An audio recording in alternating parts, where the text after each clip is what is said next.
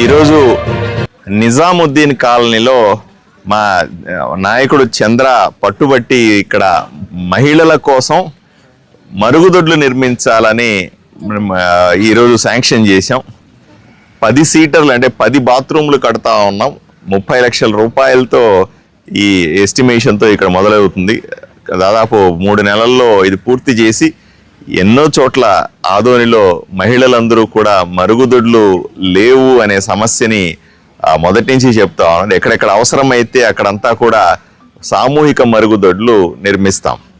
దాంతో పాటుగా ఎవరికైతే వ్యక్తిగత మరుగుదొడ్లు కావాలంటే ఎవరికైనా ఎంతమందికైనా శాంక్షన్ చేయడానికి ఈరోజు సిద్ధంగా ఉన్నాం.